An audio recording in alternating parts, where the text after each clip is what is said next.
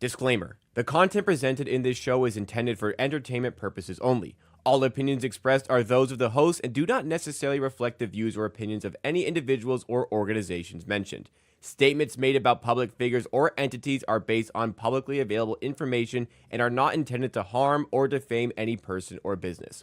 This show relies on fair use of social media posts, which are presented in good faith for the purpose of commentary and criticism. Viewers and listeners are advised to form their own opinions.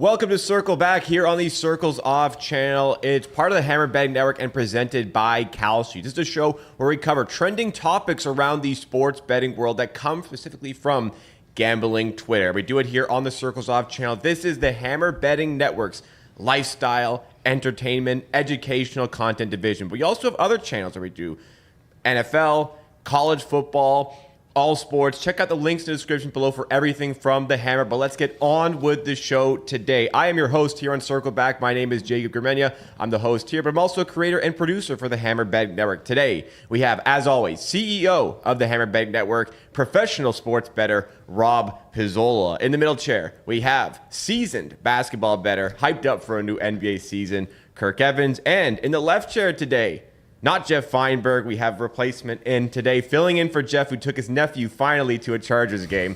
But we have Jason Cooper, Takes by Jay, joining, also a producer here at the Hammer Betting Network, host on the Hammer Daily. Jason, quick turnaround for you. How you feeling? You just finished off the Hammer Daily. Now you're in for Circle Back. Yeah, it was a quick turnaround. Finished the show, ate, pissed, and now we're here. Now we're here. Yep. I would say you're enjoying the college football season, but not quite as much as week 0 from earlier. Honestly, no, because week 0, USC was undefeated. So yeah, that's true. They hadn't had a loss yet. It's a good time. Game 7 Jays in the ALCS week 0 college football. You know, two of the best things in sports. Yeah, for sure. Excited for it. NBA starting as well. Is the hammering still going on in your apartment, by the way, or is that done with? Dude, it's so fucked. Today was drilling. It's unbearable.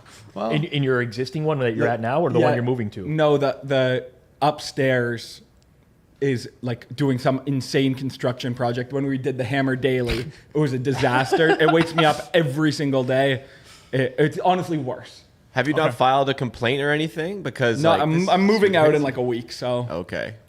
I'm also not much of a complaint filer. Yeah, would you gonna file a complaint to the condo board? Like they don't give a shit. No, like the concierge, just the concierge. Yeah, they want nothing to do with those complaints. They just want to live their life in peace. Well, how early does it start? If it's at like an absurd hour, I mean, Like, unless not you're absurd, like sleeping like until 8 a.m. noon.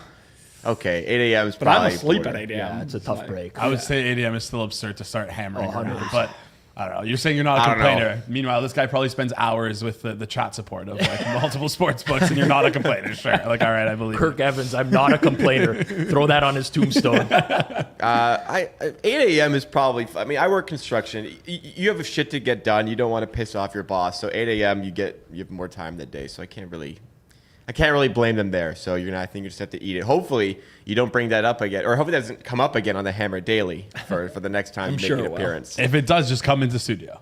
That's true.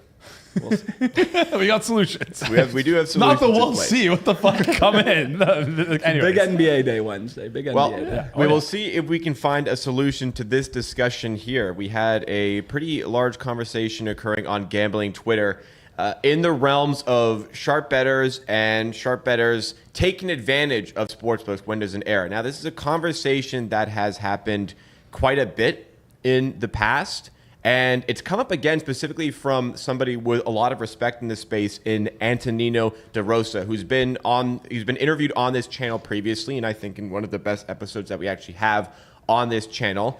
But Maple, at Maple420069, says 42069. I didn't realize that till now. Very interesting discussion overall on what is fair game for bettors. I agree with Antonino DeRosa overall that exploiting glitches and errors is a net negative. Crazy take to say that you would let a sportsbook know if they were miscalculating correlation in an SGP, especially one like PointsBet that doesn't build any goodwill with sharps. Of course, I wouldn't go into full detail. Everything I did on my PointsBet account and some edges still exist today, but there's no way you can keep an account alive there long-term just betting glitches. And then Vegas Horse Pulls said, I think everyone should listen to this. Has Antonino gone too far? And then specifically gave us the hashtag circle back, tagged you, Rob, and said, looks like he takes a much harder position than I ever did. Can't wait to hear you talk about it. Like you discussed my comments. Vegas Horse Pulls, what was the exact tweet that we referenced previously? Yeah, Vegas Horse Pulls, I guess, had a very similar take to Antonino before, where it's more about like the betting ecosystem and like what's good and bad for. I think it was when Flop Edge angle shot. Yes. Yeah. Kalshi. Yeah. That's what I think thought. that's when it was. Yeah, It's very possible. So I think it's in the realms of angle shooting and taking advantage of what is an obvious error. But we're taking it to a new level now where we're talking about if they misprice correlation for a same game parlay, for example. At what point do you think, or like, first of all, let's kind of go back to where we were on that one. Let's start with you, Rob. Yeah. What So was your stance on like Flup angle shooting off of like an injury and a line should have been taken down was left up versus something like this? So I think definitely like past personal experiences contribute to the way that you view this topic. With the Flup situation, I mean, I really don't have a huge problem with angle shooting as long as you know what the consequences are. And the reason that I don't is because, frankly, the vast majority of, let's say, sports books in this space, I mean, let's call it out for what it is. They're trying to take your money in some capacity. Like if the situations were reversed and, you know, they'll cancel your bets. You know, they'll do whatever they can to try to stop you from winning. So your goal as a bettor is to win. Now, there's a spectrum of, I think, what's acceptable and what's not.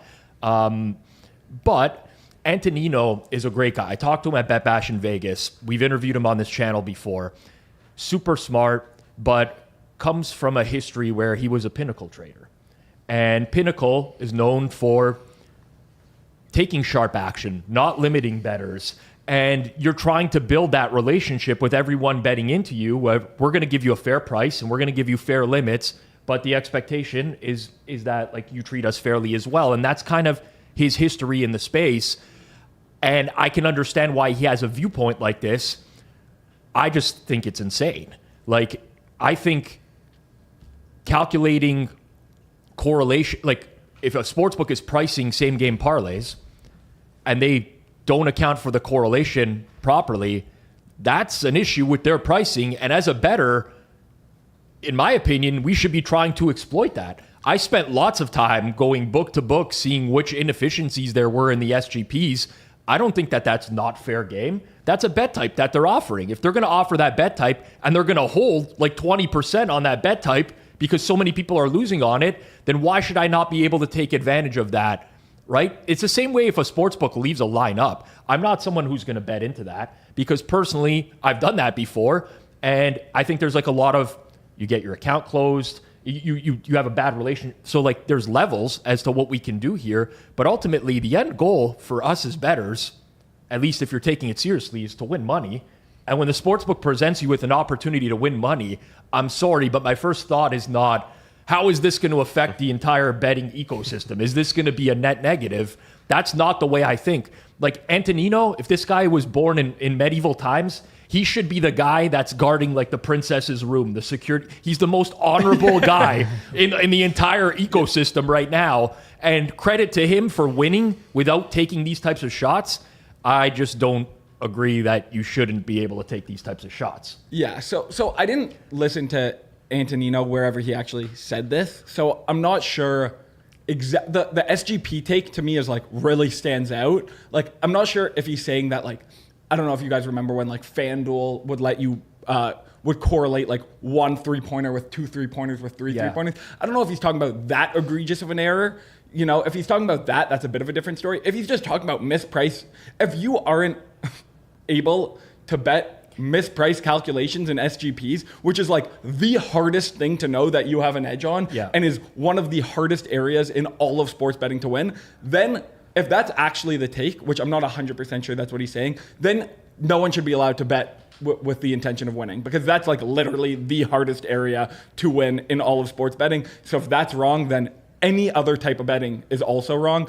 I never really understand this conversation. Like, I'm not much of an angle shooter in the sense that like it doesn't really happen to me that often nowadays. I definitely shot some angles building my bankroll originally, but like unless the scenario is I'm taking an angle shot and it's at an exchange and I know that the exchange participant is like a single person, not like a seg or, you know, a massive market maker. Okay, fine. Then I could see the morality of it. Like I wouldn't want to take 100K off a random guy because he left up a line. That to me, I can see.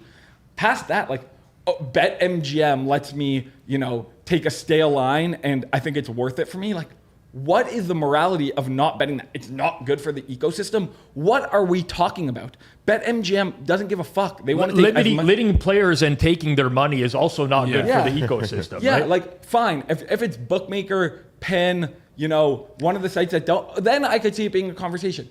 If we're talking about a rec book and they make a mistake, I actually don't even understand what the argument is that is bad for anyone. If you want to argue that you're going to get banned and it's bad for you, okay, totally different conversation. But like the ethical morality of it, I don't see any problem. I have no idea why this is even a conversation. And to me, if you see it an angle, and also we never talk like Flop, the first reason that this conversation happened, he lost like 40 grand because he thought he was shooting an angle. And he was just wrong. Like, you can be wrong shooting angles. You could think that oh my God, this is such a mispriced SGP. And it turns out that your numbers are wrong. Like, it's not fine if they hang a line that's, you know, Miami Heat -2, the board is, or +2, and then you get +20 because it was fat fingered. Yeah. That's obviously a bit different. Then you know the bet's obviously really good. Even still, I say jam it if you think you could get paid. But I just like, angle shooting isn't a 100% guarantee. I don't really understand the whole morality conversation. And the SGP thing, if he's talking about any mispriced correlation, then that's just completely egregious in my books. Yeah, I don't know. I feel like there's nothing really much for me to add here. But like, what is your goal as a bettor? Like, if you wanted to work for these sports books, then that's when you're like figuring out, okay, this is a miscalculation for an SGP. Then you can go tell them that. But like, I don't want to do that. I don't want to work for a sports book. So then I'm not going to do that. I'm just going to hammer SGPs if I think something's off. Like, well, listen, I will say this before. I've sent like Benson a DM before where I'm like, this is clearly wrong. You should, right? And it's because I really value that relationship with Circa as an example, because they're a book that, you know, we've bet through for years. They've given us good limits. They're very fair.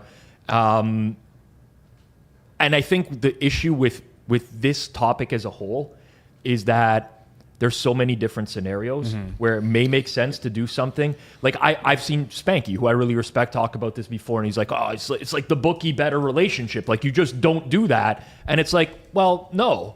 I mean, you do that. Yeah. Like it's this. I am conditioned to look for an edge in any way possible, right? And I try to do that.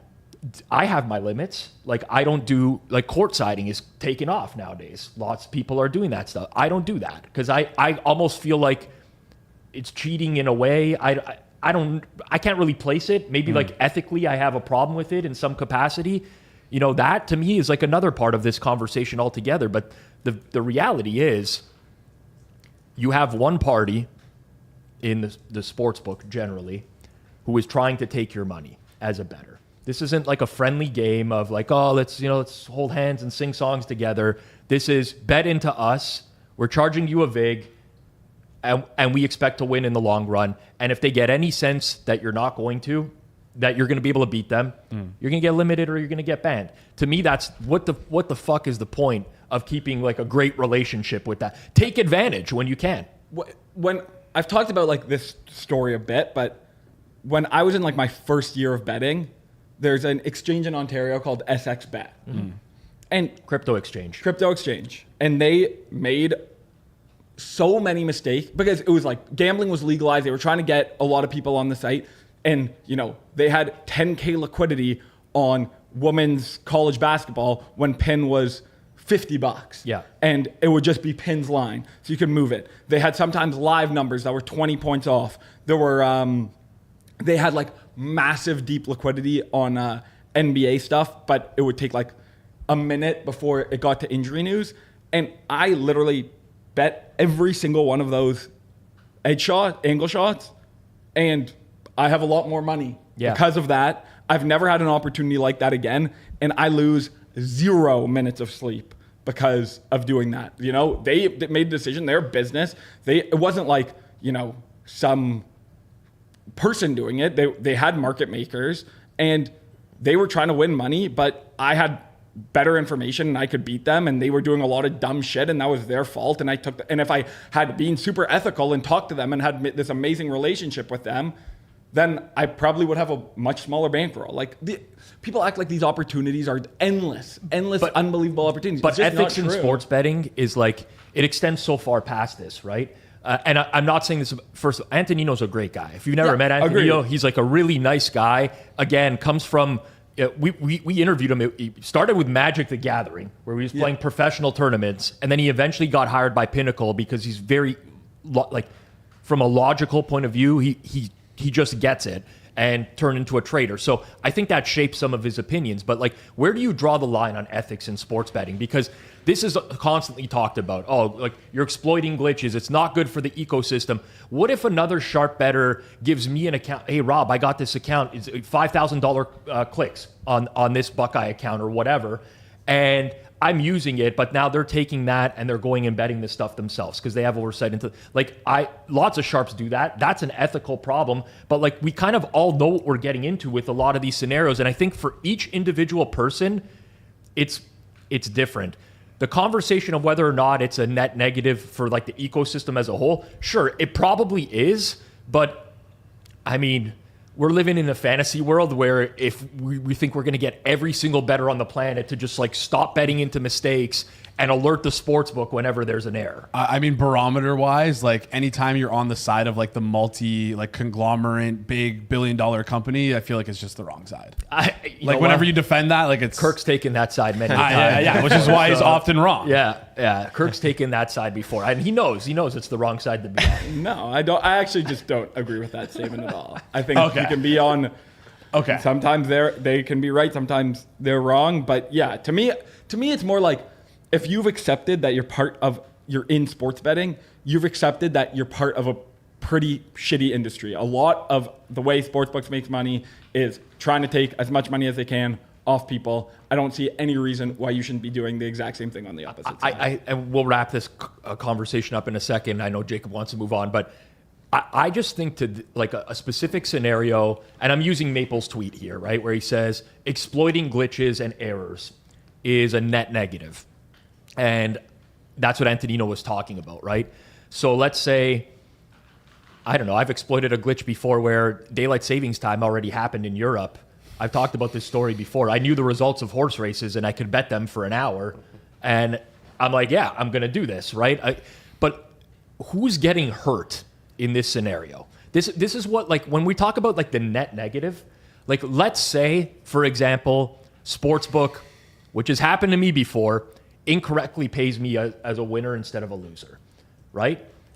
I think an honorable thing, if you're a person of honor, would be like, this was incorrect.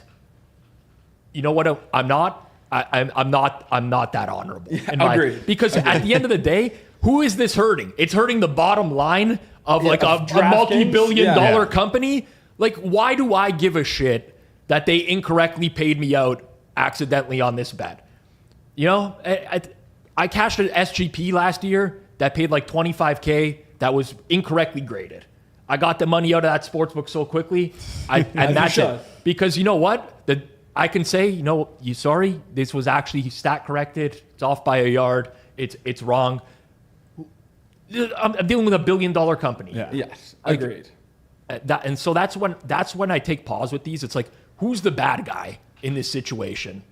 Is it me for taking a shot at a bet, or is it for the $1 billion company that has, a million advantages over everyone else? Yes. I just try to think about it like, how would they treat me in this situation? If I made a mistake, they would show me absolutely no sympathy. So why the hell would I show them any sympathy? And I would have done the exact same thing. They they can't correct a bet and take money out of my account if there's no money in the account. So if they grade it incorrectly, best believe my account balance can be zero in this space of a minute. I've misclicked before. There was times where I added an extra zero when I didn't want to add an extra zero. And of course. what am I going to do? I can't just be like, hey, by the way, let's undo that. Like, no, you just got to. You could do that, or some sports books have the over/under on flipped. So if you're just used to clicking quickly on one I do that all the time. over/under, you accidentally click the wrong one. They're not gonna. You're not gonna message them and say, "Can I get this fixed?" They don't give a shit. They're not gonna help you at all. That's the bet online Yes, I was special. about to say. The highest juice is on the top, whether it's over or Yes. under. Oh, fuck. That drives me crazy,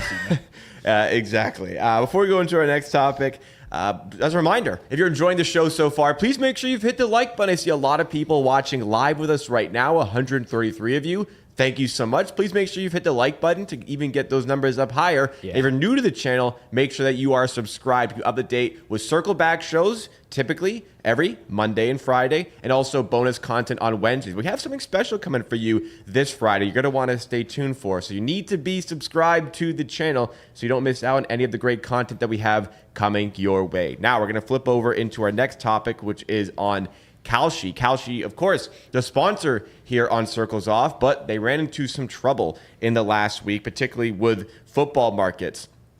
At CSP_trading posted that Kalshi users reporting mass outages with people in-game football orders, with in-game football orders left totally screwed. So people weren't able to access Kalshi, at least a good number of people weren't, but some other people were. So people were allowed to exploit some markets that maybe should have been changed, taken down, etc. Mr. Peanut Butter was somebody who had issues with this. Mr. Peanut Butter features a lot on the Hammer Network, the Hammer Betting Network with the Hammer Daily. Also on the Friday edition of Circle Back, he's posted this screenshot where Kalshi said, earlier a spokesperson denied there was an outage and said the exchange never stopped functioning properly. He added that there has been no impact on clearing, advanced trading, or institutional trading. There were some glitches and delays on our web and app product, which affected less than half of our user base, the spokesperson said. So still could have been a large number of people, and as we saw, there were a large number of people who were reporting this.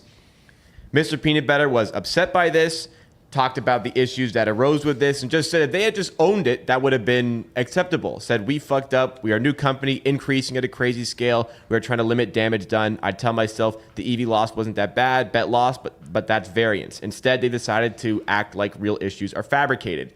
But then there was a follow-up, and Kalshi tried to make this one right. They sent a follow-up and said, we wanted to reach out about the data delays that occurred on the app and web page earlier today. And essentially, they're just going to give back the expected return on all of the markets that he had up, because they're going to treat it as if all of the markets that he had up for trade were markets that he was going to adjust. So I think that is making it right for the people who had issues. ROI Guy 123 said, very solid response from Kalshi. Further conversations came from, first of all, Fantasy Foes, who said, Kalshi outages have totally bankrupted me. I'll be switching to Polymarket if you don't give me a bonus bet. But another one came from Alex Kane, who said, this is out of bounds. And it was in reaction to Novig going at Kalshi, saying, breaking, Novig is active right now. This was during the outage at Kalshi. So a lot of stuff to unpack here. First of all, we'll start with you, Kirk. First of all, was this Kalshi making the situation right, in your opinion? And second of all, do you think that this was an out-of-bounds comment from Novig, a direct competitor to Kalshi? Yeah, so just to explain, at least my understanding of what happened, was people who just use the app or the website were locked out, but people who had access to the API could still make trades. Correct. So if you go back to the second slide, like, I thought that was like one of the most egregious statements I've ever seen. There were some glitches and delays on our web and app product, which affected less than half of our user base. Half of the user base is so much. Could have been 49%. If it affected 0.5% of the user base, to me, that's still a lot. Mm-hmm. Like, if this were me and I had like, 50, 100K outstanding on Kalshi, and I thought that people could trade as NCAA football games were going on, I would have been losing my mind. But Like peanut butter was. yeah, exactly. Which he's not hooked up to the API. Fake sharp peanut butter, not hooked up to the API. He ended up being the #1 most profitable person on Kalshi that day, which was really like peanut butter had a tough time tweeting here. Honestly, he was tweeting that he lost, and he was like, "Oh, actually, this was the wrong bet." And then Golden Pants posted that he was the top of the leaderboard by the end of the day. So peanut butter was a bit lost here. But yeah, I just don't really understand why Kalshi just didn't like. I would just be really tripping out. Like, I actually thought people were pretty leveled in their responses. I'd be really mad if Kalshi was doing this. But then they did the totally right thing. They paid it out. That's exactly what they should have done. They should have just tweeted earlier being like, we're aware of these problems. Like, we'll make it right. Whatever. Just give people some reassurance. But then if you go to the Novig tweet, and what I'm about to say is a bit mean, if I'm being honest. And I'll start it with something nice. Alex Kane, mega sharp, super smart guy. Yeah. There's a reason. What's his site called? Sport Trade. Sport Trade. There's a reason no one fucking knows about Sport Trade. And there's a reason that they started early. Yep. And were the first at the exchanges, the first one I'd heard of, and they're kind of making zero waves. Because this is how Alex Kane thinks. He's a really smart guy, but he like Novig, that's just such a yeah. I bet you the person who's posting that at Novig knows they're fucking shit posting. But sometimes I think they gave Flup the access to the Twitter account and he just posted it directly. like, you're allowed to shit post as a company. You're trying to drive engagement. That's the goal. It's like it's like this last topic too, all these ethical bounds, this blah blah. Like, this is it's such a nothing tweet. It's not out of bounds. They're trying to drive users. It makes perfect sense. Kalshi fucked up. You know, when a competitor fucks up, you take advantage of it. Like, who cares? Yeah, I on the Novig tweet, I'm not gonna lie. I first saw it and I kind of thought it was funny. Exactly. Like I saw, even as with Kalshi as a sponsor, and I root for Kalshi to succeed. I found it funny. I think now there's always the question of like, should you capitalize when like another brand is at the lowest point? There's been arguments on this back and forth. I mean, it depends on how you view life. I don't really have issue with that, but I will say this. I've been through something very similar 2 times in my life before. So I used to work at The Score. When I left radio to go work for the digital side of things, my first job was the operations manager at The Score. And within the first 6 months that I was working there, we had an entire app-wide outage where no user could log onto the app. And the amount of feedback that we would get in real time, which was all emails, was my job was 12 hours a day, copy, pasting, responding to emails, saying we're looking into it and whatever. We would have discussions internally, but no one even knew what was going on at the time. There was like no message we could actually get out to the user base because we didn't really know anything. And that was a free app, so eventually we fixed it. And there's nothing, we can't reward people after the fact. We just send out emails like, thank you for the patience, it's been solved, whatever. That's the best we could do. But you take that experience and you learn from it. And the next time it happens, well, we develop in-app notifications. So somebody opens the app and they get hit with an alert right away that says, hey, we're experiencing outages right now and this and that, we're looking into it. That way people have some idea what's going on and they're not left in the dark. So I think if there's one takeaway for Kalshi going forwards, it's that when that is happening in real time, you have to, even if you don't know what's happening, you have to be upfront and transparent because people have real money in these accounts. When I was consulting in the offshore space, I had the operations team that kind of filtered through me as well. And there was one time where one of our gambling properties was just doing what was supposed to be a trivial update overnight. It's like a 5 a.m. update. You send an email to all users. You won't be able to log in from 5 to 6 a.m. But for some reason or another, that update just completely broke everything. And people would log into their accounts and they would see a balance of 0 in the offshore space. Okay? That is a disaster. What happens in that point of time, it's all over Twitter. People are messaging on Twitter. It's not like no one internally wants to do something about it. It's just that it's very, very overwhelming when that's happening in real time because sometimes you can't, you go to your software engineers and they don't even know what's happening. They're like, we're investigating. Everyone's working behind the scenes, but ultimately it's very important to get that messaging out in public. Now, I will say, at the end of the day, you got to make it right. In my opinion, Kalshi more than made it right after the fact. You're never going to have 100% uptime. No sportsbook, no exchange. Like Alex said, downtime happens. You can aim for 100% uptime. That's your goal. It's never going to happen. Sometimes there's things out of your control. Amazon goes down, your server goes down. The servers, wherever your site is located, get hit by lightning and there's all sorts of shit that happens, but you have to make it right after the fact. And I think they did a really good job of doing that, because ultimately people have to trust that if something goes wrong, that you're going to do the right thing. So it's an unfortunate situation for them. They probably wish it didn't happen, obviously. But at the end of the day, I would say probably an F in real time for how it was handled, but an A+ for how it was handled after the fact. And I would say, this happened in Novig. I don't want to say, we were at our old studio, maybe 8 to 12 months ago. I think Novik actually had some downtime 4 days ago. Sure, it happens, but it happens. But it's not about the downtime happening necessarily. It's the way I would judge this going forwards is making sure that it doesn't happen again, type of situation. And if it does, what are you doing in real time? Because I think that's when, the Dustin Gaukers of the world were tweeting, every 14 seconds about what's happening. And I'm blocked by him on Twitter, so I can't see that he was tweeting, but that's not surprising to me. Yeah. He's literally the worst. Yeah, I would like to know why Kalshi didn't halt trading. That was kind of my thought of why not? But. So I know that definitely, there was, I was reading through some of their documentation, right? And I know for market makers that there is a flag where, if the exchange is down, they have basically a pause flag for any sort of market makers. They should just have that for everyone. Yeah. That's just a simple solution. And I don't know that it's simple, honestly. I think it's trivial, but it might be a lot of development work. But there should just be something instilled where if it's down, everything is just paused. Yeah, exactly. Period. That makes sense. Yeah. All right. We can move into our next full topic on the show today.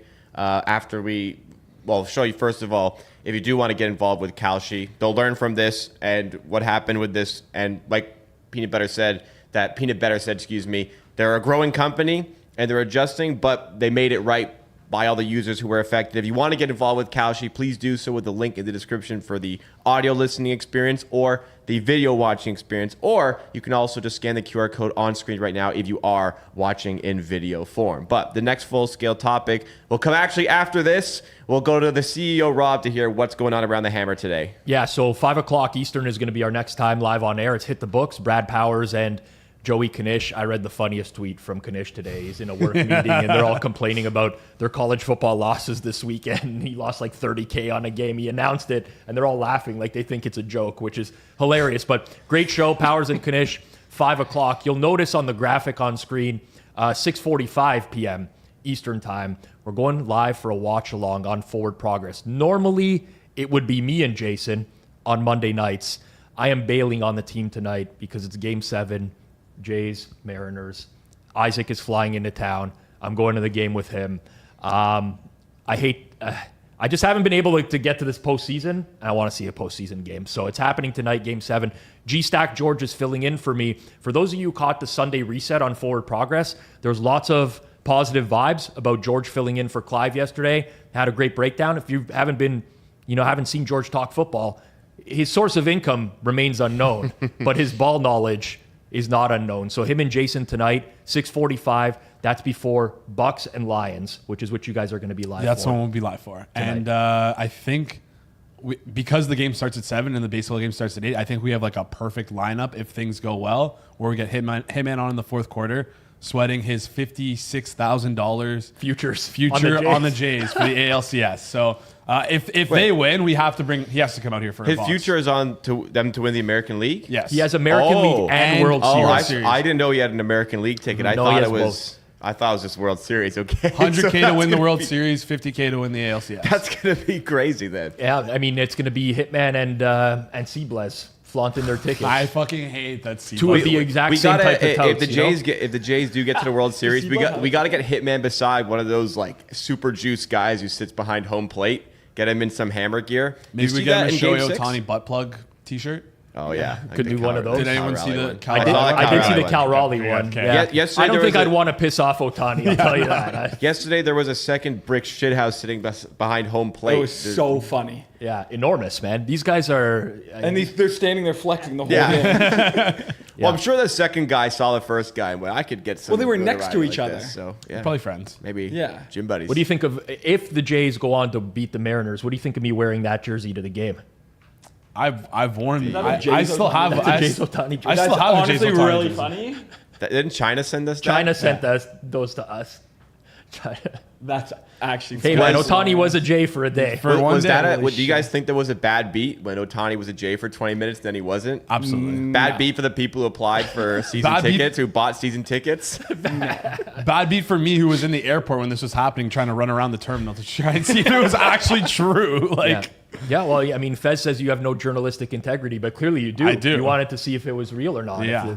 If the rumors were fake or real. Yeah. More on journalistic integrity later on, but we'll go into our next topic. Finally, into our next topic. Sorry for my slip ups there, but David Payne Purdom posted an article to ESPN surrounding a gambling group targeting college hoops. Amanda Fisher said the 150 enforcement attorneys at the CFTC are going to police small conference men's college basketball market manipulation, along with all gold, oil, soybean, and LNG futures, not to mention all U.S. crypto markets. Sure. So this is in relation to the article.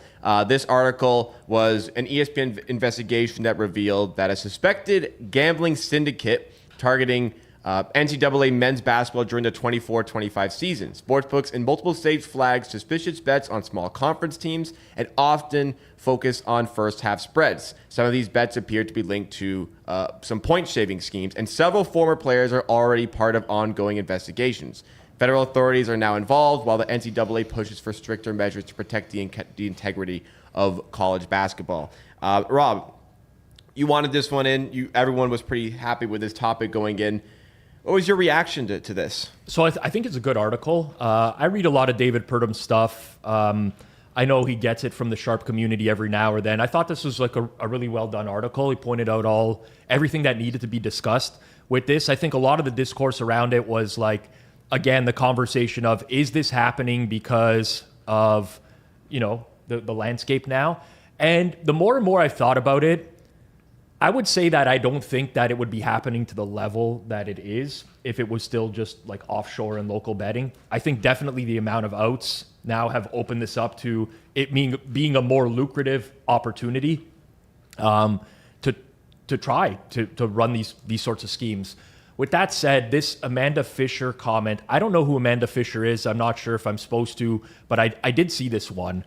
And like, the one thing I'll say about this entire racket that's going on with, like, this is not like gold futures. This is small college basketball markets. You know what happens when a bunch of people try to open up like $50,000 orders on exchanges on like a MIAC college basketball game that has zero liquidity? It turns heads. Like, everyone realizes it. So to think like the CFTC can't enforce this stuff because they're already enforcing laws in other areas, I think is kind of insane. Like, it's not rocket science here. Like, I think it just demonstrates kind of a lack of understanding of how these current markets are working. With that said, it is a widespread problem that people are trying to take their shots nowadays. And ultimately, when this kind of stuff happens, people need to be punished to the max for this to not happen again. Because as it stands right now, even the amount of risk I see some people that are taking around me, that are close to me, who think that there's like never going to be any repercussions for the actions, it is somewhat alarming. Yeah, I agree with you in the sense of like, I kind of just always dismiss like rigging games, stuff like that as like over talked about and not actually a big deal. And it's just like, as these things pile on, like it's becoming harder and harder to have that stance. So yeah, I think this is a very real problem, and more liquidity in the market is just going to increase the problem. So yeah, I think that this is a big deal, and they need to kind of figure out how to lock it in. I hate to give him credit, but I think it was Flupp who said, I understand where you guys are coming from, but this legalization also opens up the discovery of these things 100%. happening as Sure. well, which is a good thing. Not saying that you guys are saying it's a good thing or a bad thing, but I think that's important to note here as well. Well, especially now, like the exchange model, like who who placed the bet, when it was placed, like you have all of that information available to you now. So I agree that from that sense, it makes a lot of sense. But like the comparisons here to, gold, oil, U.S. crypto markets, like they're not even relatively close. Like the liquidity in small college basketball games, people betting first halves, like it's not there. It's actually quite easy to police. Yeah. There's going to be so many alarm bells that just like integrity, U.S. integrity at the CFT is going to light up like a Christmas tree when there's a bunch of bets coming in on one specific game. This is how the stuff gets caught. So it turns out Amanda Fisher, based on my journalistic research, is the former SEC chief of staff, and advisor in the U.S. House and Senate. So Got it. Fairly educated. yeah. But I feel like she's just saying that it's just going to be very hard to police all these things at the same time. Yes. And like we have seen, I guess, at like Pauly, like you see it all the time on Twitter. Like, a guy creates an account. It's his only bet ever. He takes $500K on some obscure thing. Yeah. Never makes a bet again. It's like that obviously actually is easy to police in the sense of it's very obvious what's happening. Right. But it's not super, like, can you catch that guy is a hard question. Yeah, I'm not sure. But also I think she's probably talking about like I think probably CFTC people, like they've probably shrunk the department, and that's like what her take is. Potentially. And it's probably also her saying that maybe they don't do a good job covering gold, oil, soybean. Yeah, it could be the other way around. Yeah, Where it's like they already futures. don't do this very well. Now So- you're adding this on top of it. So that's totally fair. But yeah, I would just say that they're not. It's not apples to apples. Yeah, like totally. Yeah. So policing small conference men's college basketball games, market manipulation has nothing to do with like the U.S. crypto market where people are trading on like infinite leverage and stuff like that. But the reason that it is related is now because it's all under the CFTC. Understood. Next topic, we go to something a little bit more, I guess, lighter. A little bit lighter. That's a little midpoint of the show. And it comes from Dave Portnoy, president of Barstool. And he went on quite a rant on Twitter about I guess a bet that he had lost. So it was an over 60.5, which was in a game between Alabama and Tennessee. It was 37-20, 14 seconds to go. Tennessee have the ball on the 5 for a third and goal on the 5. And they rushed it to about the half-yard line. But he claims the player was in. But because there was so little time on the clock and because it did not impact the game, it didn't seem like there was any review for this. So Portnoy went off of the angle of the television camera saying that the player was indeed in. He says, if you're gonna legalize gambling, you need to review this obvious TD. And then he posted a screenshot, knee not down, fix it. So from my vantage point, it is extraordinarily unclear as to whether he got it or not. In fact, I would say he probably didn't get in based on this angle. But. If you actually so Portnoy posted the video. If you just pause it when it appears that his knee is down, it looks like he's short. Agreed. It looks like he's short. He grabbed a screenshot of that's like a half second later, and his knee is like extraordineally down in the screenshot. Irrelevant of the play. Yeah. Like I feel like the point is like, should this stuff be Of course. reviewed and looked Of at? And I course. actually do kind of agree. Like So do I've I. definitely sweat games where it's like a 30-point game and like a guy takes a shot like that's clearly after the whistle or whatever and like actually impacts something that I've bet on. So but it's tough because it's like it becomes they end up like are essentially looking at stuff just for betting. So I don't know. I could see it both ways. Yeah, it's also just a weird thing where if it was ruled a touchdown, then it would have been reviewed, and the inverse would have happened. But like again, like my question is like the optics of like 19 seconds left in the fourth quarter. You're down 3 scores. Like, are we really gonna make everyone sit in their seats or like have the bad optics of an entire stadium rushing out as like the referees take 10 minutes, 5 minutes to review this essentially meaningless touchdown for anyone who either didn't bet on this game or anyone other than that individual player who might want to score a touchdown. Yeah. When I first saw this like pretty quickly when he posted it. It felt like a crash out moment almost. It was like, Yeah, he was mad. yeah, he was very clearly upset. I think he does have a point. Yeah. Like in the sense that if you are going to embrace gambling, like you gotta be all in on, because all this does is now Dave Portnoy has put out a video questioning the quote unquote integrity of the game. I don't know if it was that. Yeah, I don't think he was doing, but I think it could be perceived as that, but I don't think he was doing that. Oh, but look at the response. The response is sure. People are just going to say anything about losing but this bet. this is like pouring gasoline on the fire. This is what we've had for years now. You have the dumbest small contingent of people that think every game is rigged, yet they still bet on them. Even like imagine that, thinking that there's some sort of script, but they're still going to bet on the game. So you have that group. And now they see stuff like this, and it's just adding fuel to the fire over and over. So I don't know. Like, you'll know better than me because I don't watch a ton of college football anymore. But this is towards the end of the game. Is it automatically supposed to be reviewed in the last 2 minutes? It's my understanding. I might be wrong though. Yeah. The thing is, when I watch college football, I'm like multiple screens. So it's like I don't really focus on a lot of games. I just try and keep up with everything that's happening on like a macro level. Because I'll say in like the NFL now, I find that this year they've gotten a lot better at referee assistance and knowing right away whether or not it's, because to me, I watch this play back and I can't say with 100% certainty, but it seems very clearly that he didn't get into the end zone to me watching this. So I could see like a replay official seeing this and being like, it's not even worth looking at a replay. Like he looks down half yard short of the goal line on this play. There's like 50, 60 some odd games of college football, where however many number of games, like how hard is it to just have like what you said, maybe 10 referees like in a sky box somewhere, like just Jason, having all the angles. How hard is it to put up a graphic on the Jumbotron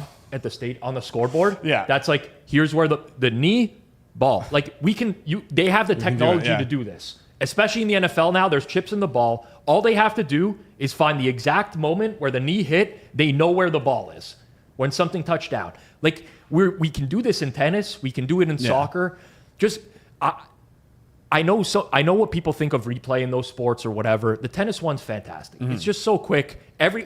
If you ever been and watched live tennis when a review is going on, it's actually electric. It's amazing watching that ball fly in and like the crowd goes nuts for it. Just do the same thing in football. Like put an end to all this shit. Well, the issue is the Hawkeye technology, which soccer and tennis uses, because there's so many bodies covering the ball that it actually can't correctly identify the exact position. In tennis, there's no body really near the ball. If there's, it's one. In soccer, there was actually one occasion where, because the ball was right against the post, the Hawkeye technology failed and did not award a goal correctly. That was only on one occasion, but I can see why it doesn't work as well in football.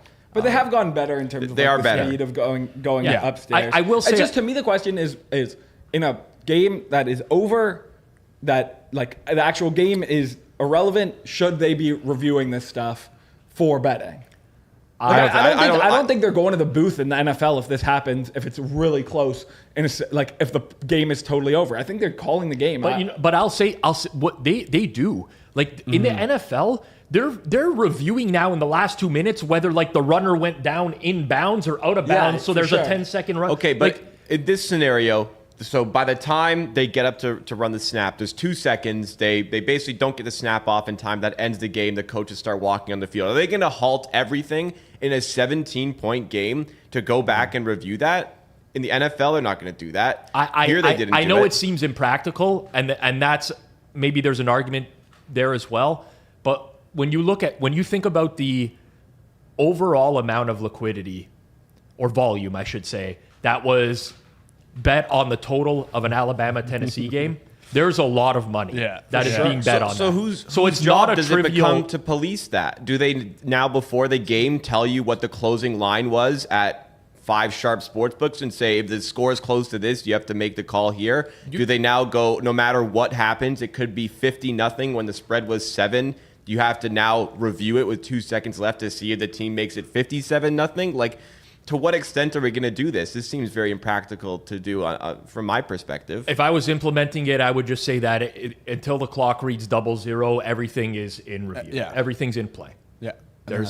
I mean, The clock did hit 0, though. no, I understood, but it's a play that, and again, I don't know that maybe they think it didn't warrant review or something like that because he wasn't in. I mean, I feel pretty confident he wasn't in. But the reality, Let's say he was, though. I think they should review it. I think they should review do. it. I agree. I think that implementing that would work in this scenario, but for the entire football landscape as a whole would be just idiotic. Like in a game where we are completely, and I get there's live betting, and sure it could have implications on that. So I always think about it in terms of like what are the negatives. So what is the negative of reviewing this play? That it takes another 30 seconds and a minute for the game to end. You know it isn't 30 game seconds to 1 minute. Sure, but what is the net? I mean, the game's 37-20. People can walk out whenever they want to, whether or not this review happens or not. What's the negative to them not reviewing the play? Well, Dave Portnoy now tweets it to his entire audience, and there's like 25% of the comments are about how the NCAA is fixed. You know, like, Best thing to do is just get it right. I think so. Yeah. Get it right. All right. All right, give us your thoughts in the comments down below, or give us your thoughts in the chat right now, because we'd love to hear opinions on this. We differ on the way we perceive this one. Before we go to our next topic, let's hear a little bit more about stuff we have cooking up at the Hammer, because we have a newsletter that comes out pretty frequently. Rob, can you dive in a little bit further? Yeah, so it started as just Kirk writing for this newsletter once a week. We've kind of expanded it during football season to provide some resources that are valuable to other people. On Mondays, today, Suma writes, his biggest takeaways from the NFL that was this past week. George G-Stack updates everyone, all the injuries that happened over the weekend. So it's just something that's very easily digestible for you if you're betting the NFL. Kirk's been going division by division in the NBA and gotten some great feedback on that. I think this is a great, quick read for everyone who wants to sign up. But you can scan the QR code on screen. What are you planning on doing during the season, Kirk? Yeah, it's a good question. I'm thinking I'll definitely be doing a lot of futures, look ahead, stuff like that. With the NBA season, I like to write about kind of where my head's at, what I'm thinking about typically. So when the NBA season's in full tilt, I'll definitely I actually feel it's very beneficial for me of okay, I'm going to sit and write about the Orlando Magic. I can get into words of all right, what are the biggest questions for this team? So I kind of think I'm going to continue writing a lot of NBA stuff. And typically when I'm writing in there, I won't be saying go bet this, but when I'm thinking about a team, I'm also discussing, what I'm betting, where the market is, stuff like that. There we go. Makes a lot of sense. Retiring from the Minnesota Vikings JJ McCarthy train, though. I could still win the over. You can. Like Rob said, you can scan the QR code that is on screen right now, or you can go to the link in the description at any point of the listening or viewing experience to check out the Hammer's newsletter, and it's also pinned at the top of the chat. Speaking of the chat, get involved with the comments down below as well. And we can feature some on the show next week. We have 3 comments that we typically feature on every edition of Circle Back because we want to get you guys involved in the conversation. So, like I said, a great topic to discuss is how far should we go with replay review in sports because of the betting implications associated with it. But the 3 comments that we have today start off with this one from Mark Ewinishan. This is a tough one to say. Forgive me. Richard Garner's Esteban. I was going to prep how to say this name before the show, but I forgot. Loaiza. Richard Garner's Esteban Loaiza bar story lives rent-free in my head. He's, quote, Esteban, don't you pitch tomorrow? Loaiza responded, no, I don't pitch tomorrow. I pitch today. Garner proceeds to bet as much as he can afford on the opposition. Esteban later that day throws a 2-hit shutout. What do you think on this? Yeah, Richard Gardner was my first boss. He was the programming director when I started at Hardcore Sports Radio, which was with The Score. And there used to be a bar across the street. I don't know if it still exists. It might be called a different name now. It's called The Underground. Doesn't exist. Or it's a different name. It's at King and Peter. No, where the Wendy's is. And it's gone. Okay. Yeah. But we used to go there after work pretty regularly. And one night, Esteban Loaiza was there, and this was the exact story. There was a few Blue Jays there. Esteban Loaiza was so drunk that he needed to be carried out of the establishment. But Richard was talking to him, and he's like, Esteban, don't you pitch tomorrow? And he's like, no, I pitched today because it was after midnight, and it was an early start. It was against the Chicago White Sox, and Loaiza went like 7 1/3 and gave up 1 or 2 runs, pitched really well. The entire office lost. Oh, it says 2-hit shutout. Is that not No, it wasn't correct? 2-hit shutout. I It think was not. I think a lot of people would be surprised how much these guys go out before game day, and it doesn't really affect them. If anything, they might even play better. There's the guy who threw the no-hitter on LSD. Yeah, that's a crazy famous one. story. Wait, what? Yeah, it's It's pretty like, messed up. yeah, from a long time ago, the was the 70s? Pirates pitcher. So he was Like Jimi Hendrix put it he in the didn't headband. he didn't like, realize he didn't sweat into the eyes. He had the day wrong. yeah, he had the scheduling wrong. There might have been like a change, but he was on LSD. Then he realized he was pitching that day, and he threw a no hitter. Not like it wasn't like a commanding no hitter. He had like 7 walks, 3 hit. yeah, batters. like he was all over the place. He was hitting people. He was walking people, but he didn't give up a hit. So still, cool I gotta story. tell you, like my lifetime record on the news plays where like because this first or second year of Vegas being an expansion franchise in the NHL, I used to know someone who was a bouncer at a nightclub, and he would send me messages, and he'd be like, "Oh, like Patrick Kane is still here. It's like 4, like they're playing the afternoon," and those did really well. Those were ones where like half the team was out together, till like 3, 4 in the morning, and they were playing. So those ones, the rest of the new stuff I've ever gotten, I can't say I've done well on it. I've done horribly on news. I'm not going to say anymore. Yeah, like specific things like that. But that was a good one. Esteban Loaiza, I believe, is serving maybe a life sentence right now because of like drug trafficking. Jeez. It was like an enormous story. I want to say it was Loaiza. I'm almost certain. He's currently a pitching coach in the Mexican League. Okay. Some in the chat, let me know. Doc Ellis, by the way, threw the Doc LSD Ellis, no-hitter. I looked it up. It was in 1970. I would look up the story on that if you haven't heard it, Jason. Anyways. It was a 3-year sentence. But yeah. Oh, well. Yeah. Transportation and sale of narcotics. He pleaded guilty in 2019. There we go. The next one we have comes from John Reed 91. Says, oddly, I agree with both Raheem and Rob only because I interpreted Raheem's tweet as the given numbers people level themselves with analytics into betting shitty teams. So this is the conversation we had 2 weeks ago because remember we didn't do a Monday show last week for Canadian Thanksgiving.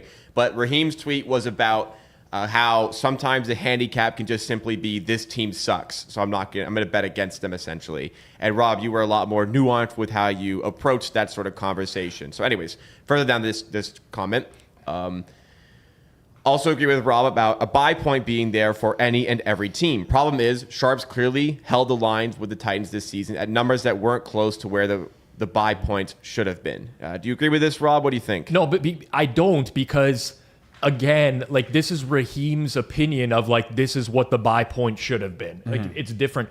And frankly, and this is not, I don't mean this to be disrespectful to Raheem. It has nothing to do with him. But the people who are buying on game day have earned the reputation of moving the number on game day because they've won a lot in the past. So you're allowed to disagree. And the beauty of sports betting is we can, and we could put our money where our mouth is. If Tennessee gets a bunch of game day money against the Patriots and you're like, this doesn't make any sense and you want to bet the Patriots, you're allowed to do that. But understand that money is coming from people who win, where the sportsbook really, really respects the opinion of that person, and that's why it's moving. So I think a lot of this is easy to say after the fact. Yeah, that's what I was going to say. Right? That like, okay, the Titans now looking back were clearly getting bought at they're worse than the market thought, but you could just go look at the Panthers. They're now 4-3. Like, it's just kind of revisionist history of like, yeah, there are going to be teams that are bad, that were supposed to be bad, that are even worse. Yeah. Like, that's always going to happen. Well, you see fluctuations in market power ratings over the course of an entire year. That's We also saw it this week, though, with the Titans getting more money again. Well, Anyways, yeah. Jets got more money. Yeah. And listen, I fundamentally disagree with those as well, right? But I'm not going to I'm not betting $100,000 on game day on my opinion. So like, I'm not going to criticize the guys that are and that have won consistently in the long run. I think you should take those market moves. Like, I agree. Like I'm with Raheem. In the sense that I don't see the same thing that these people see. But I do respect the market, especially when it comes to NFL. Small thing, kind of off topic. My favorite game you guys play on Forward Progress Sunday Reset is what is the buy point on the shitty team. I love playing that game. Fun. It's so fun. It's so fun. I know, because I tried to Because think. usually like, you what would I come with click, right? numbers that, like, if it got anywhere even close to that, it would have been, it'd be snapped up. I'm sure we if we go back and look at like what people felt about the Giants a couple weeks ago, they would have been wrong about the buy points. It should have been way shorter because Jackson Dart's an absolute I remember stud. the Bengals Packers. You were like, Bengals, it'd have to be 17 for me to bet. Yeah, I actually did end up betting the Packers and losing that week. Which was There you go. not great. That's but all right. What are you gonna do? Yeah. Last comment comes from Ricky Pucks, who says, regarding Fezzik, I cracked some jokes here, but I think he's the first person in the betting space I followed about 5 years ago when I started. I feel like I learned a lot from him early on. You guys talk about Al Michaels' possible decline, which is obviously sad. He's a legend. But it feels like modern sports betting is just passing Fezzik by, and he's desperately hanging on, even if it comes at the cost of the people who trust him. If he's really giving out 30 college football plays, he, above most touts, knows exactly what he is doing, and that's really gross. So if someone happens to search their name and listen back to this, just know I was reading that off of a comment. That wasn't necessarily my own personal opinion.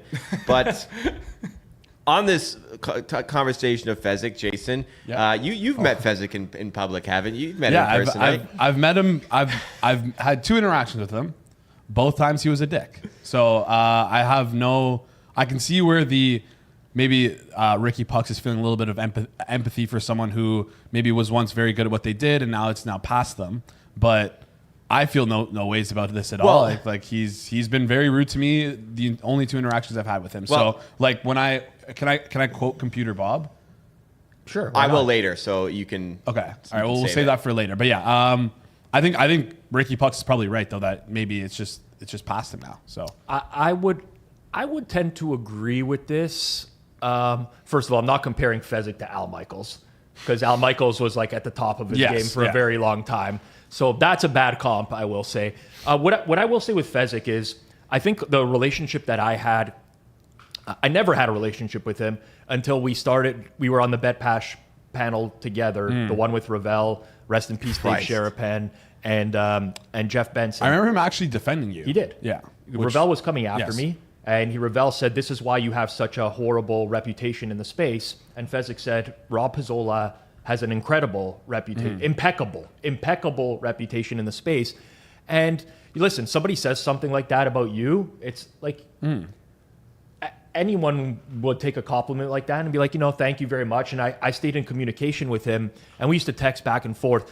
What I found, and this is my own personal experience, I think Fezzik's done things in a similar way for a very long time. And it is my belief that some of the things, at least through the way that I hear him talk about things, are maybe like outdated edges, stuff that doesn't exist anymore. But if I'm going to turn this into like an educational type of thing, I've talked about this on the show before. I think it's very important as a bettor to be open-minded and consider everything. You might hear someone talk and be like, that doesn't really make sense, but I sometimes investigate those things anyways to see if there's any truth to them. And I think the relationship with myself and Fezzik really, really declined when Judah Fortgang started doing stuff on Forward Progress with us. Well, can I share the origination of his hatred for Judah?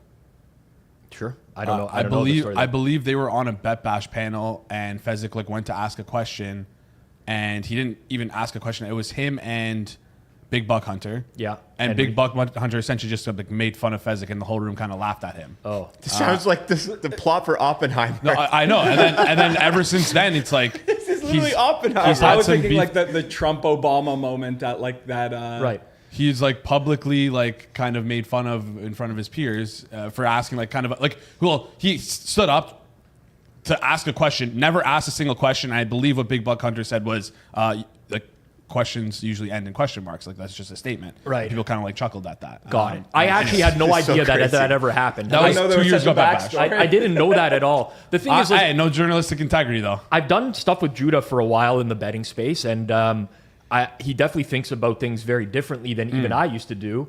But I don't know. Fez he's been in Nevada for a long time. He bets through Vegas sports books, right? And like this new age of betting where it's like SGPs, right? This is a great example. How many messages have I gotten from Fezzik in the past, text messages that are like, he's never going to win betting this way. Judah's not going to win like this. How can you put him on this and that? I'm like, Fez, like, just because the industry standard hold on SGPs is this doesn't mean that they're unbeatable. Like, they're very, very beatable at the moment right now. And listen, like, some of the holes have been plugged for sure, but there's still lots of opportunities. And ultimately, it just continues to deteriorate on a weekly basis because no one will give the other person a last word. But I kind of feel that this somewhat encapsulates the same feeling. I kind of wanted to focus more on like the last sentence of this, because if there is we've talked about it on the show before, but it's like, is there a recognition from his perspective that he's doing wrong to the people that are buying his picks and he's doing nothing about it?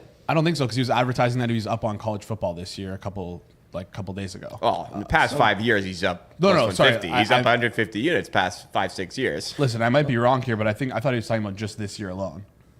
Oh, this year, I don't know. Yeah, but I've said it a lot on this show. Cognitive dissonance is a hell of a drug. You just don't it's very hard to look inward and think you're doing something wrong. It is a very, very hard thing to realize. So you don't think he believes? I'm sure it pops up in his head, but I think he's able. It's very easy to justify things to yourself. So I'm on your side, but we've had other people. I think Flup Chris Dierkes said that Flup is wrong. I think it's in between. He knows what he's doing. I strongly disagree with Flup on this. I do. I agree with you, Rob. I don't think he thinks he's doing any ill will. Yeah. So anyways. Yeah, he did talk about, I have 15 college football plays today, go get them all, plus 56 units college football this year. But he did later say in that tweet, minus 90 units all sports this year, 2025. We'll get there. Kyle Kerms in the chat says, the fact that SGPs are beatable doesn't change the fact that telling people not to bet them is going to be good advice for 99% of bettors. I agree with that, but that's not what he's saying. It's different to the conversation. Yeah, it's not what he's saying. I mean, listen. The hypocrisy of Fezzik is what drives me crazy, right? Like, if I go through, by the way, these text messages are 90% him just messaging at me in the middle of the night over and over, but it's like, oh, Judah gave out this alternate price. There's no way that's going to be a good price in winning long term, right? And that's on a FanDuel sponsored program where we're giving out FanDuel prices now, and we're tracking against them because they're our sponsor. That doesn't mean every single person who's going and watching is going to go bet the worst price in market when it's available at the time or anything like that. But this is coming from a guy who's appearing on BetUS TV every week, giving out picks that don't even have juice attached to them. There's no juice on these picks. He says, oh, I'm going to definitely take the hook here at the plus 3.5. Well, yeah, it's minus 127. Like, what are we doing here, right? So the hypocrisy is what kills me. That's what really gets me. And I don't think he views it that way. I really don't. I think in his own eyes, he can do no wrong. It's like, and that's where it's at. But I definitely think that there's a level of delusion. Well, let's maybe expand on this topic a little bit more, because our last full topic segues nicely from the last comment we have, because on that BetUS show, Fezzik was talking about some bets that he's giving out. And here is a direct quote that I transcribed from the video here. This video was posted by Marcus Erickson. He said, I'd like to see at Rob Pizzola and the crew try to poke holes in this airtight logic. Hashtag circle back. All right, I'm going to read it word for word. There's no doubt at all about it. When I have a negative record, I'm burning the midnight oil looking to give you the very best information. And I'm going to say it, that Atlanta first quarter, maybe I don't give it out if I'm having a solid winning year, because it's a derivative. It's a first quarter bet.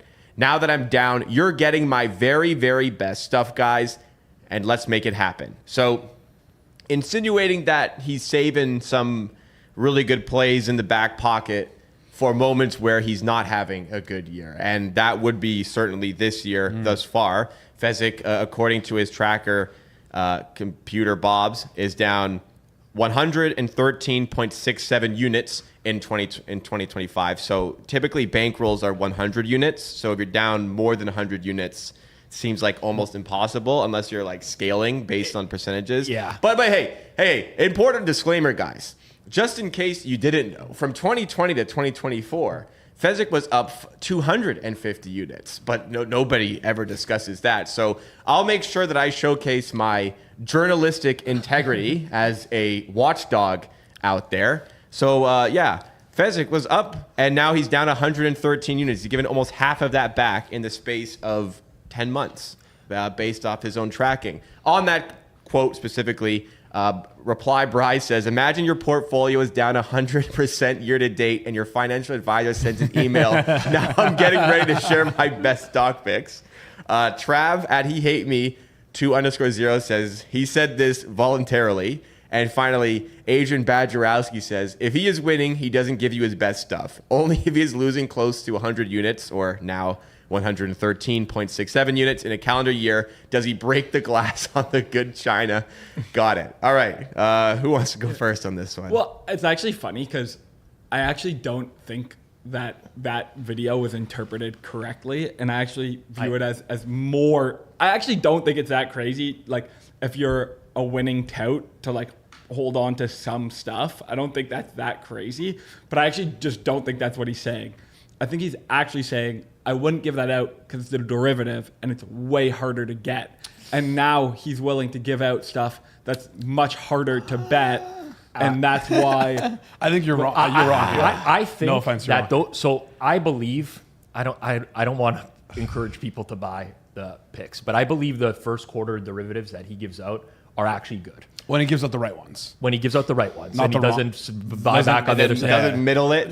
So I Polish actually middle. believe Not middle it. Polish but middle. Anyways, yes. this is a significant edge that he has because basically he's modeling who's going to get the ball early in the game. They're more likely to get an extra possession, and he does it fairly well. I know a lot of people who do this, and they're actually quite upset that he publicly speaks on this, because now he's giving these picks out on his Bet US show. He's like, stop giving out sides and totals. It's like first quarter bets, third quarter props, stuff like that. Of course, got to do whatever you can to get the record up. So I think it actually pains him to give those out, because it's a real legitimate edge that he has as a bettor, and maybe one of the most profitable ones, where by giving them out publicly, he could potentially nuke the market. got it. Yeah. Do you know what that tells me, though? And I could be wrong here. This is just my opinion, but that's actually not his biggest edge. His biggest edge is his prop service, or his service in general, because if he's willing to give that out to save face for his service, then that's obviously what he values more and probably makes him, one would think, makes him more money. Yeah. Wow. Yeah. The negative 110 units is just, it's genuinely unbelievable to hear.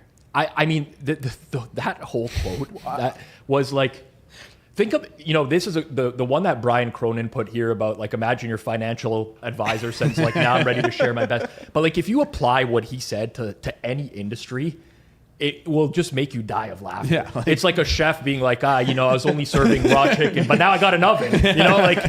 It's crazy. It's really, like, he said it voluntarily. Like, these comments are so good, but he's struggling, man. He's down a lot. He's got to pivot to stuff that he wouldn't ordinarily give out. But I would say I did a video on pick selling on Circles Off, an educational video a few weeks back. If you haven't watched it, go watch it. This is just like another reason why I would never buy. Imagine someone coming out and being like, you're not getting the stuff that I really feel confident in. Like, what is that? What is that? It's pathetic.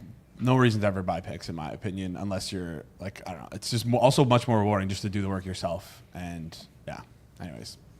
Well, I mean, there's not to turn it into a nuanced discussion, but for 99% of the time, you're better off not buying picks. You know what? Instead of listening to me talk about it, just go watch the video. Yep, 100%. If you haven't watched it, just watch it. Yeah, right on here on the channel. It's doing quite well. People are responding to it. There's, a lot of people shared comments in the chat of, like, experiences they've had buying picks as well. I'd say for the most part, very negative if you sum them up. I bought this so-and-so's picks, got nuked, got killed, this and that. I tailed this guy, he was winning.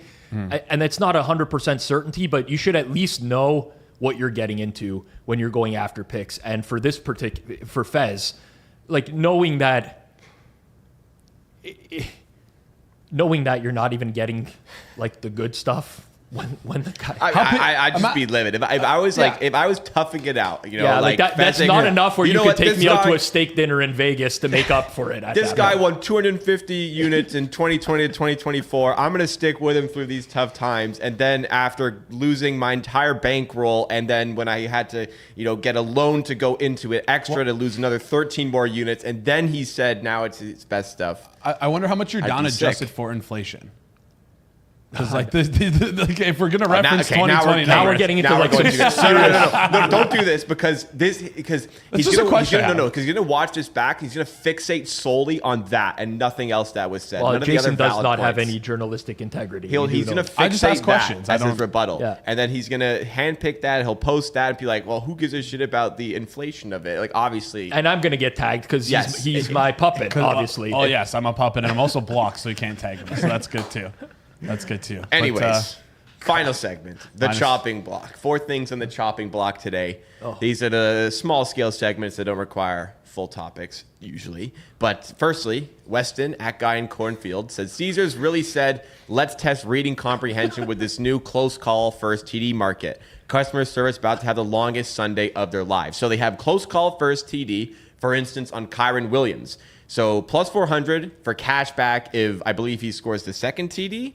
And then it goes to cashback if second or third, and then cashback if second, third, or fourth. And it goes plus 295, plus 175. So it kind of made sense to me, but I could see easily why someone would screw up on this one. It's a really funny market. Like reading it to me is pretty hilarious. But like in our Circle Back group chat, everyone was like, what does this even mean? Like, I don't think it's that complicated. If you bet on sports, you should be able to read that and understand what it's saying. I got to say, if I gave this to my friends, it'd be like a 50-50 mix of who gets it and who doesn't. Yeah, like, exactly. If you seriously. There's probably a better way to roll something like this out, like maybe some sort of first touchdown score insurance or something that you can opt into or I think they're trying to create a unique market because other sportsbooks do that. I like the innovation. Yes. Don't get me wrong. I think that new bet types are fun. Innovation is good in the space. I just think that there's definitely going to be a lot of confusion as to, and then also does that just apply to their own team or the game as a whole? I think it's the game as a whole because Right. I say It's first team game- TD first usually. team. It's game So as a whole. just to be clear, you win if you bet Kyron Williams cashback if second. Like let's say Kyron Williams scores the first touchdown, you win the 4-1. Yeah. Correct. But if he's second, you get your $10 back. Yeah, you get your original bet back. You do. It also would have Wait, made so you win and get your money back. No. It's You only only win if he scores the touchdown. you get your money back if he scores second. What if he does both? Then you just win your bet. You win your bet. Yeah. Okay, but now there's some nuance to it because if I should get my cash See, back. look, He Jacob's scores really the that's a good confused. point. This Yeah, is wait, why I actually customer didn't consider service that. is going to be No, dealing with but it. if he your gets the cash second back touchdown, on I a get- bet. That's Yeah, not your how it cash back works. comes back on a bet no On matter a what. bet, you win. But then I should get the. I would think I could get No, the That's a good. additional. That's honestly a good definitely point. not. Wait, but what if they start paying it out like that? Is Listen, that now an I- angle that we're shooting at? This is not how it entire works. conversation is confirming Weston's point about how customer service is about to have the longest. I'm not. I would not expect to get. So if let's say I bet $20. I would think plus 400. What do I win? $80 on that bet. Yeah. So I would not think I'd also get 20 back if he scored the first and second. But I think a lot of people could perceive it that way. Maybe. Yeah. So now Well, it can be perceived that way because it does say There's no cashback if clarity second. on the Yeah. market, so you could perceive it however you It want. doesn't say cashback if second unless your guy actually scores the I first. just feel like if I bet Kyron Williams, How do you get cash back if you've already gotten the cash? yeah, you get the cash back already when you. You get more cash back. But then you're not getting it back. That would again, I wouldn't think this way, but I could see a lot of people. They should have just rolled doing it this. out as cash back if second, and then after maybe a few weeks, done the if third, second, third, fourth. You could easily also just have a market where, Just click a button for insurance and it just lowers the odds. or there's got to be a better way to do this. Or you're clicking Kyron Williams TD across the board. You put down $100 and 20 goes towards every. I don't know. You know what I'm saying? Like first TD, second, third. I don't know. There's No, some ways. I No, like Weston's this right. from I don't think it's that. I don't think it's that no, bad. from the side of the sports book. I like this because it can extend your sweat if you do want to bet on a first TD. and it doesn't win, now you're sweating the next 3 TDs hoping that your guy gets that touchdown. So I could see this being like a real It's a hit fun for, market. Yeah, a super recreational bettor could have like my friends would have fun with this. I agree. What if Devontae Adams, like, would you get cash back for the 3rd and 4th time when he scored?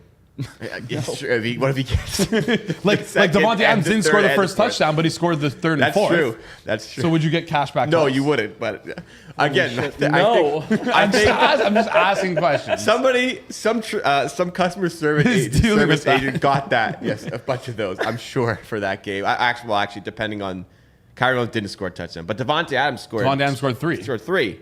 So think he was there the probably third were fourth, questions about that. Anyways, we've exhausted that one. Next one comes from Adrian Badgerowski once again. Says, when you consistently hit over 60% in the NFL, why is this even a thing? Hashtag circle back. And it's a screenshot of Warren Sharp showcasing his Prize Picks promo video, or like giving out his stuff for Prize Picks, and then a reply to his own tweet. How do you play $5 and get $50 in lineups? And he showcases his Prize Picks links. And Adrian Badgerowski continued, how deep are the Prize Pick pockets? What do you think, Rob? Well, the Prize Pick pockets are deep. I'm going to give a very contrarian take on this one because I don't think this is what people will expect. I never really get upset with people for taking money to do things. I mean, you never know what the motivation of the actual person is. I don't like Warren Sharp. I made that very clear, but I liken it to when like people were coming after me. They're like, oh, Rob has a Cameo account and he charges like $20 for a video or whatever. Yeah, I donated all that money to charity. It was a charity run event. That's why the Cameo account was on. I didn't take that because I needed $20 per video. I don't know why Warren's doing it, but maybe he got a really good offer and he's like, fuck, I got to put out a 4.5-minute video and this is what they're going to pay me to do that. I'll do it. The issue I have generally in the space is like with the transparency. I did watch the video. One of the picks he gave out was like nowhere close to the actual number that was available or anything like that. So I don't want to be like, why? People who make a lot of money, they do stupid things. And if he got offered a decent amount of money, I get it. But affiliate link, Well, you know, I'll try and give some life advice. Just don't trust anyone with a mustache. Simple as that. I would agree. It's not bad. It's not bad life advice. But yeah, I mean, of all the things that I can shit on Warren Sharp for, putting out a content video of, here are my picks. I get it, but paid partnerships are a thing nowadays. There's a lot of money going on in the space. If you saw the amount of DMs I get on a weekly basis for paid partnerships, I'm talking upwards of at least 3 a day from random sites I've never heard of, all sorts of crypto stuff. There's just a lot of money floating around, and some people want to take it. Other people value their reputation more. It seems like that went out the window with Warren a long time ago. All right. Next one. Second last one we have on the show. I think it's on Fox. The least attractive male hobbies. This was shared on Twitter by Zubich_ETH. Number 1, playing video games. Number 2, collecting figurines. Number 3, crypto. Number 4, online trolling. So we're fucked on this show. And number 5, gambling. So we're also fucked on this show. I think this collective here is undateable at this point. If this is the least attractive male Well, hobby, you're I'm fine. engaged. You're fine. Rob, you're I'm married. fucked. yeah, Yeah, you're married. yeah, I know. But like, if I had to go back into the Yeah, dating you're- scene now, I hit 4 of 5 on this list. I mean, collecting figurines, it's never been my thing. But like, I'd collect some stuff. I have like a baseball, like the bobbleheads. Does that count as collecting? Absolutely, it does. Oh, so you're 5 for 5. I'm fucking 5 for 5. I'm cooked. Yeah, but like honestly, like I agree with the list. It's fair to say. Video games number 1. I don't know. I feel like Like it just depends. It's like yeah, if you casually play video games, that's fine. If you like grind video obsessive. games, Yeah. obsessive. Yeah. Fair. We gamble. We try to win. If you're fucking rinsing all your money gambling, yeah, I wouldn't like that. If I was like I know girls who've lost a lot of money in slots and this, like that would be a bit of a red flag. If I knew a girl Which I was girls dating. do you know who've lost? Send them over to Jason. That's a red flag for you. It's a big green flag. Yeah, like I don't know. So I get the list, but yeah, I definitely qualify for a lot of them. Thank God I'm not into crypto. Or else. What's the most like what's the number one on your hobby list of those 5? Because like gambling wouldn't really be considered a hobby for you. It's like more of a You're number one on my hobby Yeah, but if list. you like, I mean, maybe it is a hobby. Probably like, online trolling, honestly. I have baited you. I don't really play video games anymore. If you were on a date and said your profession was sports betting, like immediately it'd be a red flag for the. Well, I for the other like person, I didn't. no? I didn't say that was my profession, but I said No, I know, like, I that's know, a lot but of I'm what just I do saying. once, and then the girl never texts me back again. I think normally like when I'm on a golf course, I'm playing with randoms, and they're like, "Oh, what do you do?" I'm like, "I bet on sports for a living." You get like a confused look, but yeah. I always tell them, I'm like, it's not what you think. Like this is very rooted in math, and then they get more interested and stuff like that. But imagine going out on like a blind date, and they're like, "Oh, what are your hobbies?" You're like, "Oh, online troll." No, I literally was about to say that with my current girlfriend. I told her I was an online troll on our first date. She's like, "I'm in." So maybe Does she know your alias? The Of tough course. code to crack. Absolutely. Yeah. All right. I'm very open. And the last one we have on the show today comes from the Risk of Ruin podcast at Half Kelly. And Rob, you just wanted to give a shout out for this one. Yeah, absolutely. So I'm very much aware that this show can be very negative sometimes. I think that's me, Kirk, maybe even Jason as well. We bring up tweets, and a lot of times we shit on them. But there is room for positivity in the space, and this is supposed to be an educational channel. It's why we do educational videos as well, and we try to provide our perspective on things. If you're looking for another podcast, highly recommend Risk of Ruin. I listened to this episode. It was unreal. The last several episodes have been really good, and we don't do as many interviews on this channel anymore. We will continue to do them going forwards, but it's not going to be a weekly thing. So if you're looking to fill that appetite, I would highly recommend Risk of Ruin. So check it out. I mean, I know, Kirk, you listen to these episodes as well. It's just so good. Yeah. This one was amazing, even though some of the stuff went over my head a little bit. But yeah, it's so good. I send a lot of these episodes to my friends as well.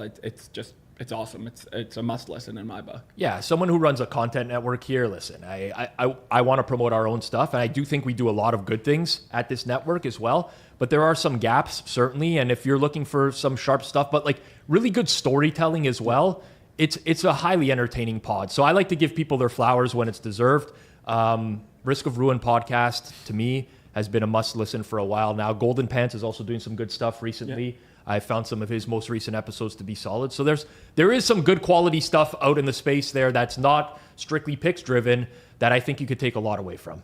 And you can find a lot of that stuff right here on the Circles Off channel. We do Circle Back content typically every Monday and Friday. We're shaking it up a little bit this week with something different coming for you on Friday. But we also do shows Wednesday, 3 pieces of content a week. Got tons of great stuff for you to get engaged with. Make sure you're subscribed to the channel so you never miss out on any of the content. If you enjoyed what you saw today, please make sure you do hit the like button. Help drive us up in the YouTube algorithm. Help us reach new viewers. Help them learn about this space. Help them become more educated in the sports betting space. And we will see you again next time.